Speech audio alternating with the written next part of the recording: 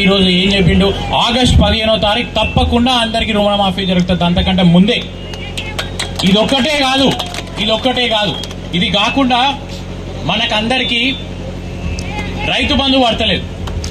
రైతు బంధు పడకపోవడానికి కారణం ఏంది? మనకి ఎలక్షన్ కోడ్ ఉంది, ఎమ్మెల్సీ కోడ్ మన దానికి ఉండే అదొకటి. ఇంకోటి ఎలక్షన్ కోడ్ లా మనం ఏ ఒక్కటి అప్రూవ్ చేయడానికి రాదు. కాబట్టి ఈ ఎలక్షన్ కోడ్ అయిపోయినాగానే ఆ రిజల్ట్ వచ్చిన వెంటనే మనకు తప్పకుండా రైతు బంధు పడుతుంది.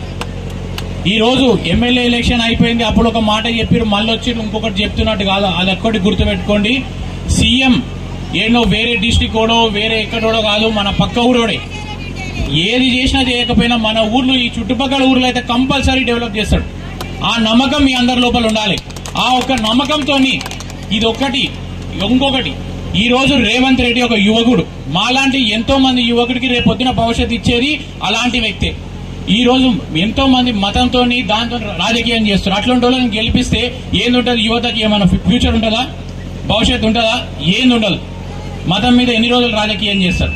పుట్టి ఆ మతం మీదనే రాజకీయం చేస్తే దేశం ఎట్లా బాగుపడుతుంది, ఈ యువకులు ఎట్లా ముందుకు పోవాలి, ఇదంతా కూడా మీరు ఆలోచించాలి. మనం ఎప్పుడైనా భవిష్యత్తు గురించి ఆలోచించి మాత్రమే ఓటేయండి. యువకుల గురించి ఆలోచించి ఓటేయండి. యువకరాన్ని రేపు పొద్దున ఎట్లయితే మనం ముందుకు తీసుకుపోవాలనేది ఆలోచించండి.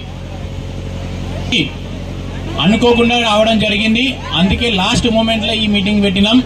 మీరందరూ కూడా వచ్చి దీన్ని చాలా సక్సెస్ఫుల్ గా చేసి అందరి చేతి గుర్తుకు ఓటేయాలి. తప్పకుండా మల్లు రవి గారిని గెలిపించుకోవాలి. మనం కూడా ఆయన తానికి ఒక రోజు మన జూపల్లికి పిలుచుకుందాం. మనకి ఇడున్న కష్టాలని ఆయనకు చెప్పి ఏమేమి ఉన్నాయో తప్ప